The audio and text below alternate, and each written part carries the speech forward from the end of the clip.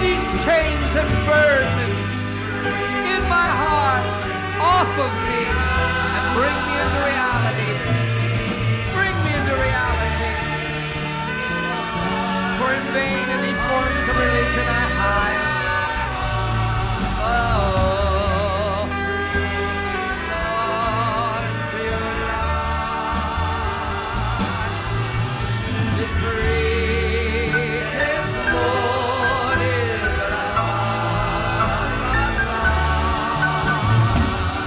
to cover up underneath into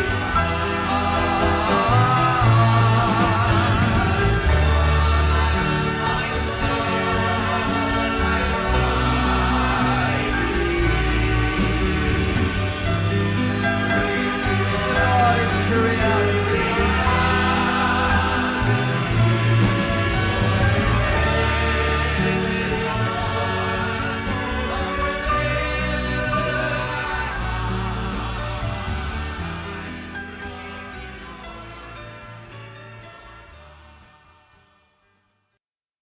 This morning I'd like to share some thoughts, and I've chosen to give the title The Real You, not because there isn't a real you, but because so many times we present to others a different us.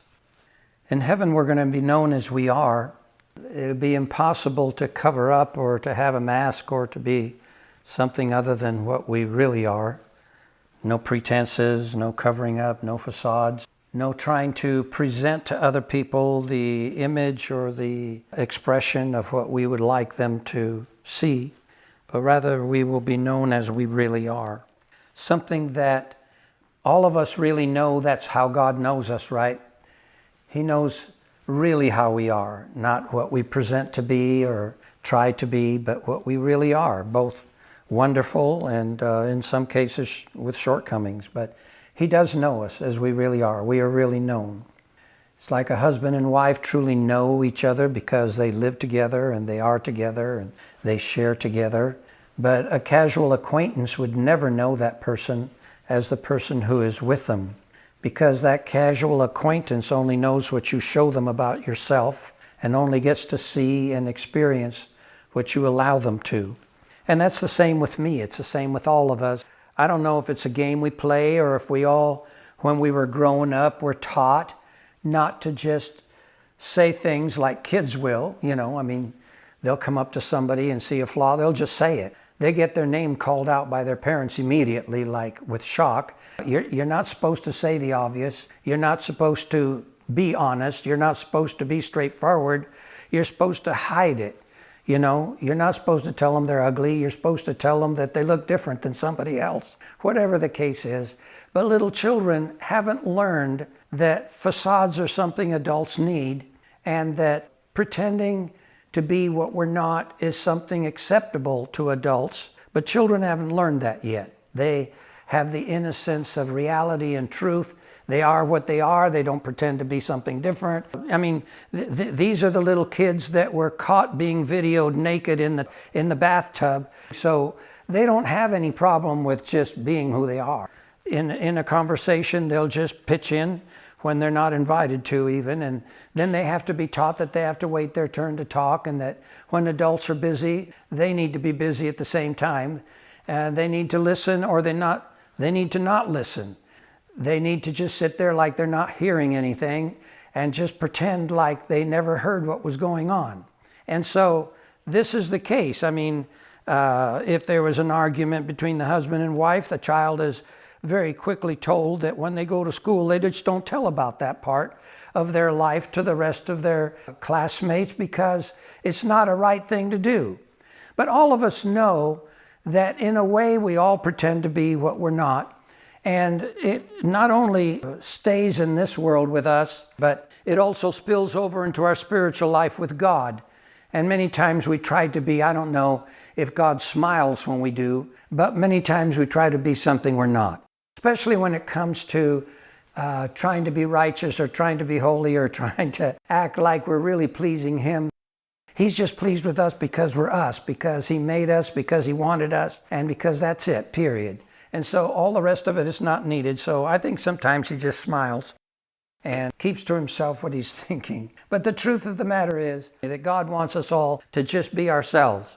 And he wants us to learn to just be open. Now, I want to say this, that one of the reasons why many of us have learned not to be wide open is because people use our weaknesses, if we were wide open all the time, or our shortcomings or whatever, to their advantage to hurt us or to make us look bad with others. And so we have learned to cover up and not to be sincere, not to be truthful, not to be wide open, because we know that the wide openness leaves us accessible to hurt and pain. So we have learned to be this.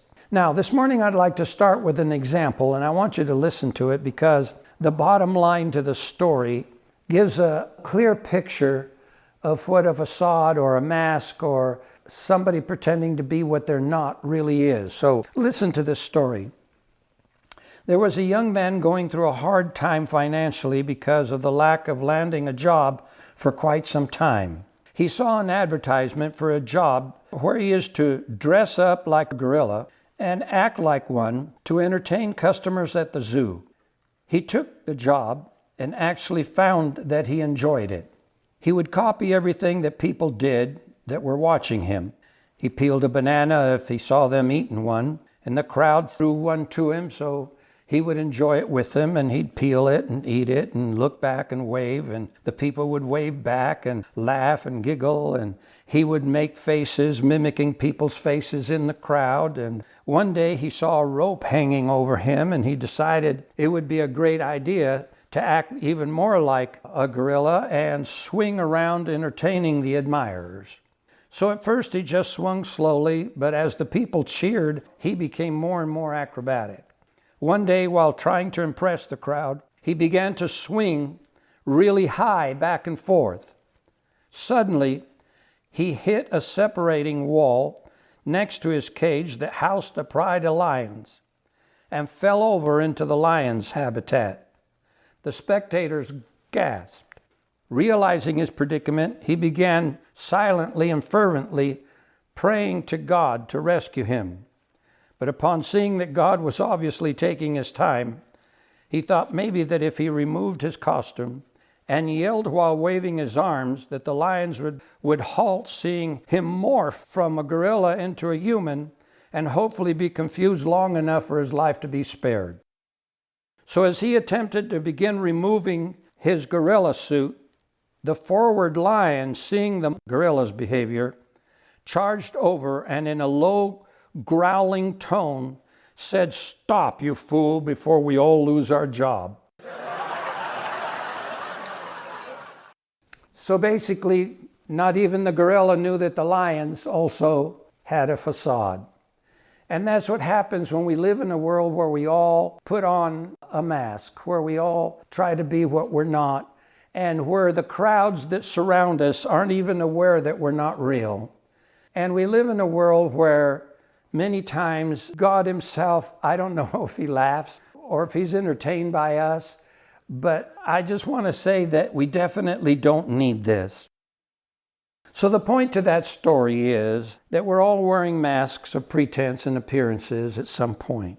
We have been raised to show what we want people to see and hide behind facades.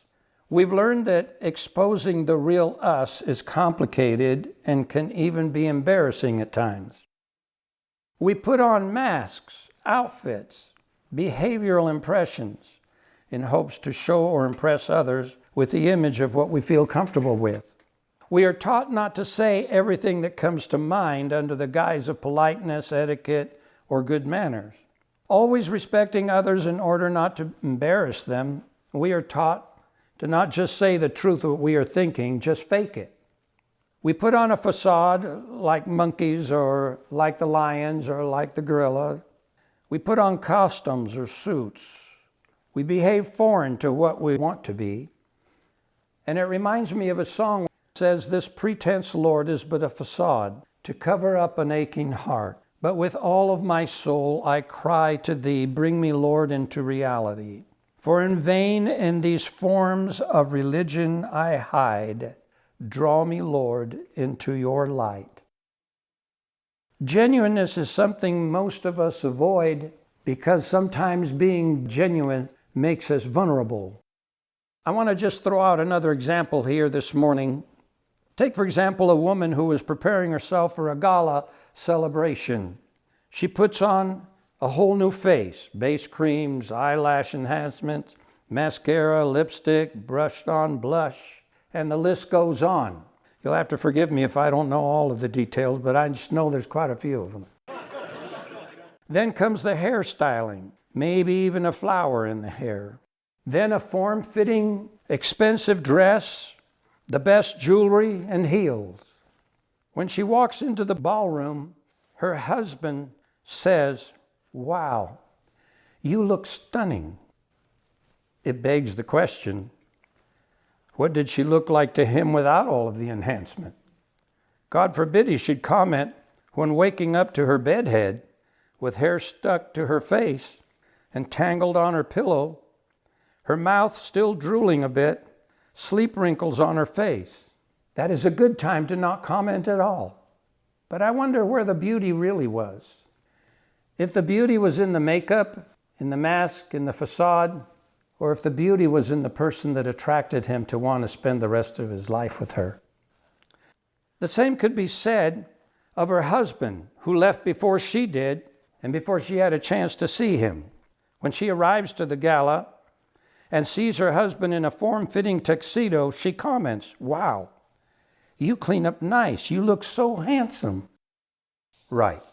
What had he looked like to her before the tuxedo and facade?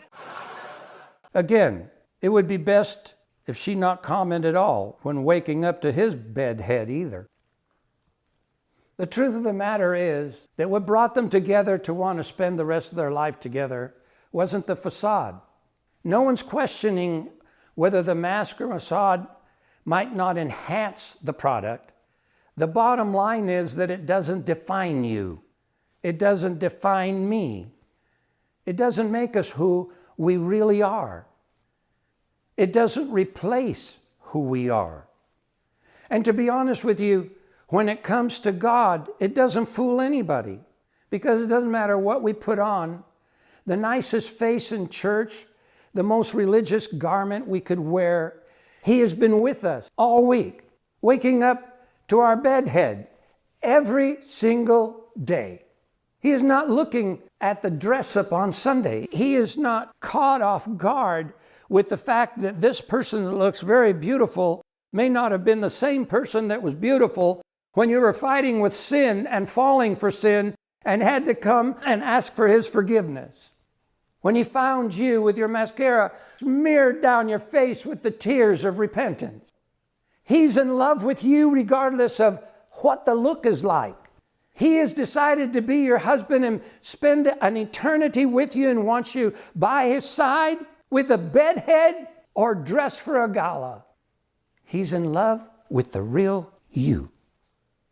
I don't know how bad you think that might be, but it couldn't be so bad if the Prince and Lord and King of the glory realm is in love with you and wants to marry you. It's like a fairy tale from Hallmark. Except it doesn't end with a quick kiss and then the movie's over. It ends with the first kiss that begins an eternity together. So ask yourself, is it really necessary? Do we really need to pretend in any way? I think of the most beautiful hymn that has touched the hearts of millions of people around the world in crusades with Billy Graham. Just as I am. Without one plea, I just come to thee. I just come to you just like I am, full of sin, full of problems, full of drool down my face. Doesn't matter how I am. I'm going to come to you in the worst. So if you love me in my worst, you will always love me when I'm dressed for a gala. Just as I am. Jesus never used the word facade. He had a word that is a little more shocking, is a little more in your face. He used the word hypocrites. Simply, it means that they were trying to be what they weren't. They were putting on a show that was just that. They weren't really who they were presenting themselves to be. Even though they were saying nice and kind things, the truth is they wanted to kill him. In 2 Timothy chapter 3, verse 5, having a form of godliness, but denying the power thereof, from such turn away. In Matthew 23, verse 27, Jesus himself said, woe to you, scribes and Pharisees, hypocrites! You're like whitewashed tombs, which outwardly appear beautiful, but within are full of dead people's bones and all kinds of uncleanliness. Wow. What he was saying is that on the surface you're presenting one thing, but the truth is another. What God seeks for is truth. Let me go to an example within the religious church. Let me go back to Moses in his time. The scriptures show us that Moses came down from the mountain and the people were frightened to see because his face was glowing. And in another place we are told that they could not look upon him because the glow on his face was so bright. But then an interesting thing happened. If you read the text, it said that Moses would first let the people look on his face, or at least for a season, look upon his glowing face. Then he would cover his face well with what I call a facade or a mask. They called it a veil. Curiously enough, though, he would take this veil off when he stood in the presence of the Lord and he was in the tabernacle of communion or the congregation and met with the Lord. He would take it off. Paul, in the second book to the Corinthians, in the 3rd chapter, tells a reason why Moses covered his face. After he came out from being with God, his face would light up again, and then he would let the people see his face lit up again. But then the illumination would be a little bit like these stars and things that glow in the dark, where you put them in the light for a while and they shine real bright. But then you leave them in the dark, they shine bright for a little while, and then they start glowing less and less and less and less until there's no glow at all. This is what was happening with Moses and the glow on his face from the glory of God. When he was with him, it was like putting these glowing things in the sun, where it takes on all of the activation of whatever and glows them in the dark. So Moses would be with God, and then when he came back to the people, he knew his face would shine like he'd been with God, and he'd let the people see him. But as the glow began to diminish, he would put a veil over it. Now that's hypocrisy, because he didn't want the people to see that he no longer had the glow on his face, so he would cover it so they wouldn't know what was under it. This is what Paul was telling the Corinthians.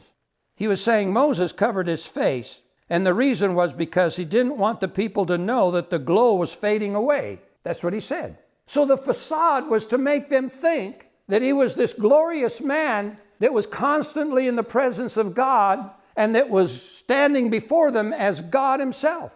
The fact that it made that the glow that went away made him less than that, made him put a facade on, made him put a mask on, made him hide the fact that he was just human like everybody else.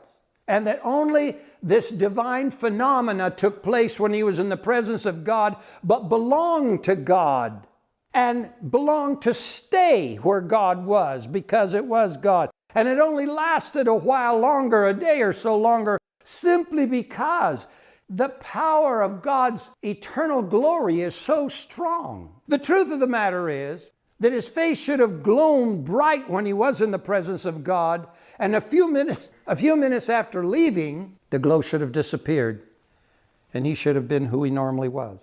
Moses did not want to be seen as a normal person. He wanted to be seen as an extraordinary person. Now, here's what I'd like to add. If you will allow me, I want to give you my opinion on it. Moses didn't need the mask and he didn't need the glow. He was the most unusually spiritual, close to God man that anyone would ever hope to be, and didn't need the extra excitement. To me, he was a tremendous man of God who didn't need the glow and didn't need the mask. He didn't need the facade because he was who he was. A man among millions who would never stand in front of God face to face and talk as a man speaks to another. He was unique and awesome in all his ways, and if he only knew it, never needed the facade. And I will say the same about you, and I will reserve the same comment for me. None of us need to hide anything or to be anyone other than the awesome person that God made you and I to be. None of us need to hide anything. I think that the day we discover that will be the most liberating day in our entire existence. Take a look at Adam and Eve. Absolutely comfortable with each other, totally naked. They accepted each other as beautiful and lovely until they ate an apple one day, if an apple is what they ate. Finally, they realized that they didn't look good unless they hid certain parts of themselves that they were totally comfortable with and just as happy as can be. Now, I'm not suggesting a nudist beach situation here. All I'm saying is that God made something beautiful in its own ways that didn't need any change or correction. I wasn't told where the fig leaves went. I can guess only. But I can assure you that they represent a facade, a mask, a cover-up. Something that was meant to say, this part doesn't exist on me. Something that says that if I took this off, you'd see me in a totally different light.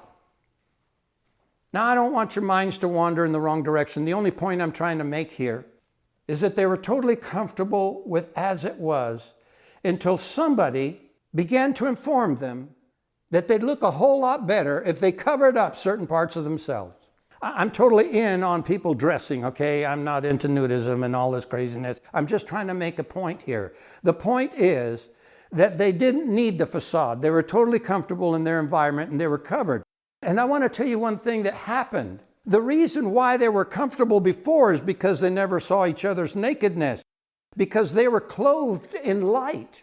The same light that covered Moses' face covered them both, because every day they stood before the presence of God and spoke with them as a person speaks to another. And if Moses did that and came out glowing, what do you think this couple did that lived with God in the garden? They didn't have a need for covering anything because they were already covered in an awesome shivering dress of glory and light. Think about it for a moment. Do you know why you look lovely to God? The glory of His light and covering of the offering of Jesus that constantly covers you. And He calls that a robe. He calls that a covering. From the moment you accepted Jesus, that robe of light and glory covered you, and that is the only thing He sees. You never appear naked before God. We don't need to hide. We don't need facades. We don't need to come in and pretend we're spiritual. We don't need to act like we're spiritual. We don't need to do things to impress God and to have Him accept us. Are you getting the message here? God has covered you, not with His own mask and facade, but with a covering that's real, a covering that lets what you really are shine through and your defects be hidden. Call it God's mask, maybe. But you see, the difference is that God's covering covered everything, whereas Adam and Eve's only covered certain parts of them they were ashamed of. Think about that. I like messages to provoke your thinking. I like them to search our heart and find the truth, because the truth is the realm where God lives. Transparency, truth, sincerity, openness is the realm God lives in. Honesty is more than words we say. It's a posture of the heart. We weren't made to try and be something we're not. God never asks us to keep up appearances. He longs for us to have the courage to be vulnerable. He longs for us to be so founded in His unconditional love that we live in honesty and openness without a need to hide or cover ourselves. It takes courage for us to be ourselves. It takes security in an unconditional love of our Heavenly Father to acknowledge not just our strengths and successes, but also our weaknesses and failures. A facade is an outward appearance that is maintained to conceal a less pleasant or credible reality. So often to cover up what we know to be imperfect, we devote ourselves to creating a false picture of ourselves.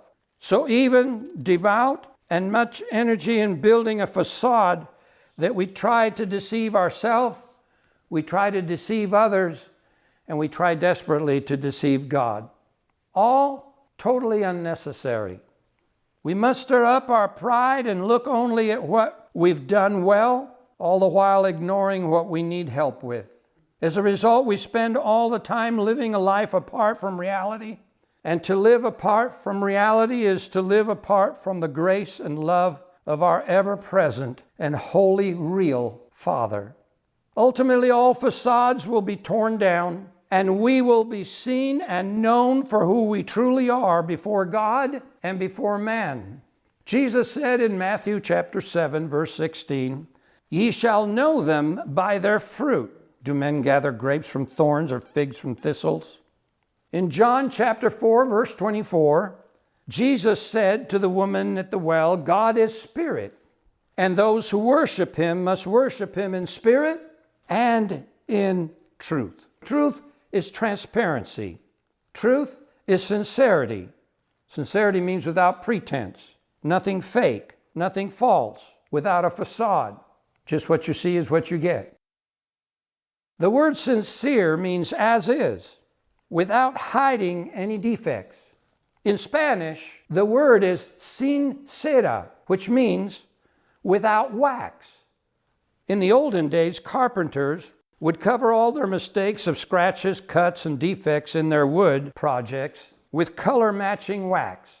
Sincere simply means to leave it as it is without covering up with any kind of mask or mistakes or wax. Leave the product as it actually is.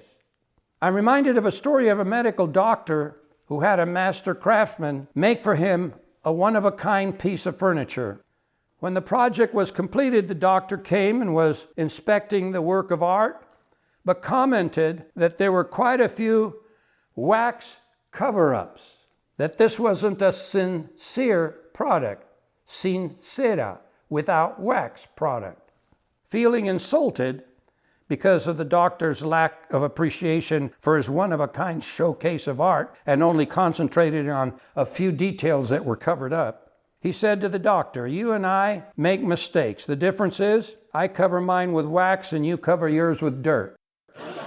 The truth being that the product and the person finds reason to have to cover up what we consider flaws. That's the bottom line reason for facades. That is the reason why we cover up ourselves. That is the reason why we find it necessary to just let people see what we want them to see and know what we want them to know. That is the main reason why so many marriages shortly after marriage break up. Because they've been so good at hiding behind facades and showing only the parts they wanted someone to see, that when they woke up in the morning and realized who they really were, that's when the divorce came. This man was absolutely fascinated with this woman's voice. She was an opera singer. He would go to the operas just to listen to that mystical voice that could climb into the heights of heaven and drop into the lowest parts of the earth. He was just fascinated. He was just totally taken up with her. He'd go everywhere she went to sing. He was just attracted to her voice. Finally, he decided one day he was going to date her because she wasn't married. And so he did. The next morning when he wakes up beside her and realizes he's looking at a bedhead, the first thing that came out of his mouth is, "Honey, sing." You see, we cover ourselves in such a way to make ourselves acceptable to others without realizing that it wasn't her face, it wasn't her looks, it wasn't her body, it was her sound that he fell in love with. And it didn't matter what kind of face it was after it was painted up or a bedhead, she was the same beautiful voice. Something made God fall in love, and that part is still there. It never went away. Something that made him take the blinds off your eyes so you'd see the truth and believe in something unbelievable, like a conception without a man involved, like somebody bringing themselves from the dead after 4 days and not having any damage of brain or any other where. walk around talking and telling people he was a human still because he had bones and flesh but didn't have any blood in his body, and I don't know if he had any of the vascular systems or a heart or anything. I don't know what he had. If you believe that, you're going to have to explain to me how it is you believe something so unbelievable. That's because somebody saw something in you and wanted you as you really were in the worst of your life. And while totally involved and given over to sin and rebellion against him, what he saw in you is still there. The part that made him remove the blindness off your eyes so you'd see the truth and accept it and believe it and know it. The part that would open up your soul and like a magnet attract it to his presence so that you'd know that there's someone else here in your life that no one else can see, including yourself. But there is no doubt he is there before you, embracing you, and you fall apart, limp in his arms, and sometimes cannot hold your body together and just fall on your knees or your face before him in such an embrace of ecstatic love and awesome ecstasy. Doesn't matter what you look like. It doesn't just happen on a Sunday when you look pretty and dressed up nice. He's not just infatuated with how you look. He's in love with you. No need for hypocrisy, no need for a facade, no need for a cover-up, no need whatsoever for anything in the world other than just accepting his embrace and his unconditional love and throwing away the need for a facade. God longs for us to live fully known and fully loved.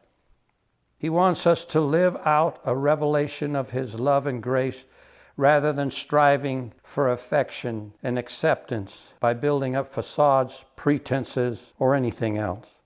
That would be dishonesty, and God loves the truth. The truth is just be yourself. Who really cares if somebody likes you? Your Creator does. The one that's going to be your husband forever does. You're going to live in a mansion with somebody that has nothing to do with that person that doesn't like you down here. They may not even be there to see it. Or then again, by the grace of God, he may be one with you up there and realize how dumb and stupid it was to only look at the outside when God looks at the heart. My deepest advice this morning, ask God to help you throw away the monkey suits, the lion suits, the facades, the cover-ups, the things that nobody needs. You don't need it. God doesn't need it. Your friends don't need it. Those who love you for who you are. Yeah, we fear judgment, we fear abandonment, shame that people put upon us, but it's not real. A facade means an appearance, an illusion, something that is not really there. And I'll finish saying magicians are illusionists. Everything they make you swear that you are seeing is actually an illusion. It's not there, it's not real. That's what facades really are. That's what masks really are. That's what gorilla suits really are. That's what lion suits really are. It's something false. It's something saying that you are what you're not. What you are is what you are. The real you. So I end where I started. The real you. That's what God wants. That's what you need to be. That's what I need to be. That's what the world needs to see. It's their privilege to like it, and they really miss something if they don't.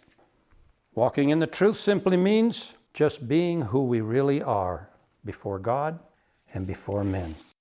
God bless you.